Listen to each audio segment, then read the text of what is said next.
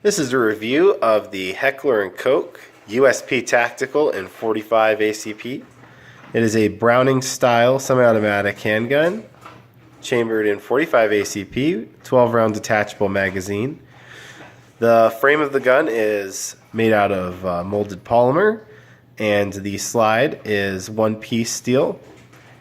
This is the tactical model, so it has raised sights, a threaded O-ring barrel, and a match grade trigger.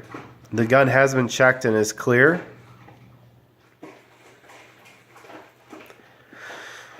The USP was developed in 1989 by Heckler & Koch. It was developed for the commercial market. It has been used around the world in service with multiple nations in military service, police service, as well as special operations units.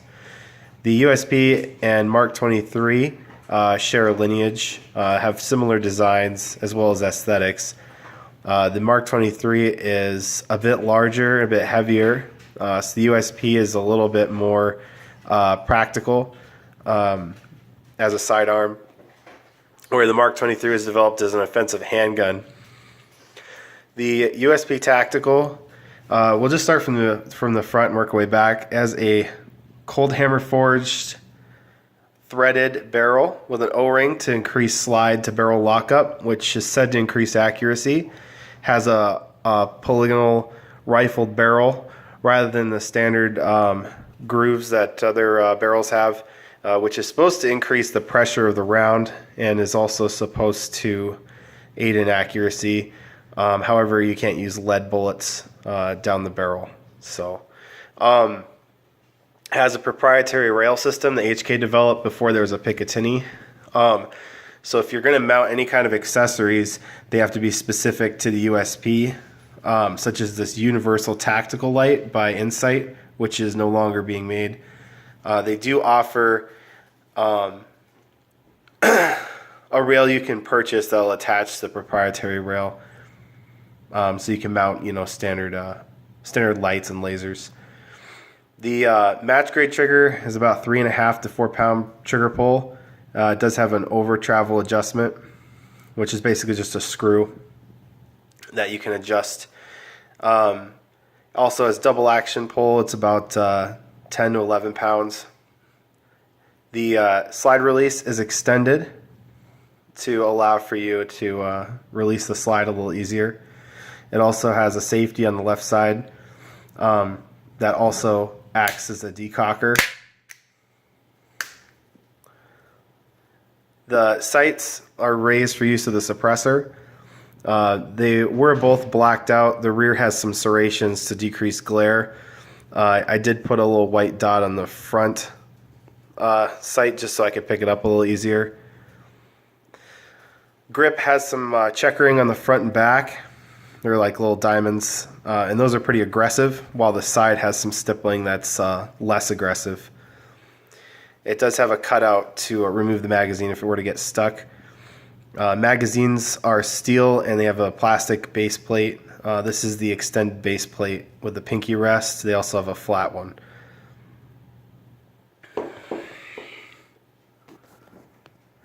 Just kind of a closer look at it. It does have ambidextrous magazine release, which is kind of difficult to reach, and it's kind of small. With the thumb, you have to adjust your grip if you're going to reach it, so I use my index finger to release the magazine. Takedown is fairly simple, similar to a 1911.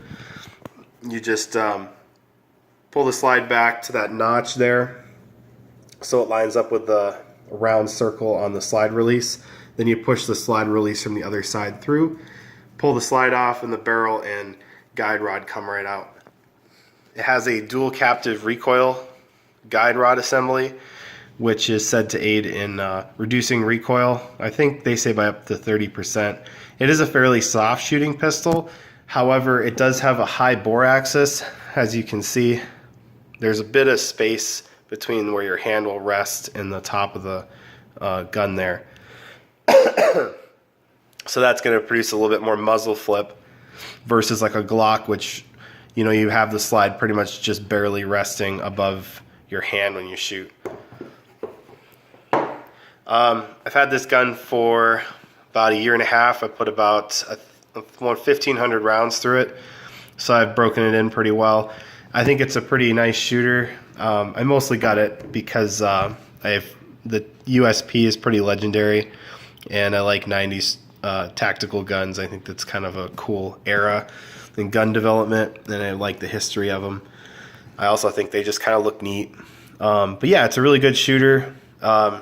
It'll definitely outshoot the shooter. So if you're missing target, it's not the gun, it's all you. So they retail, they're pretty expensive. They usually come in over $1,000. You can get them used for about $800. This one I got new, and I think it was about $1,200.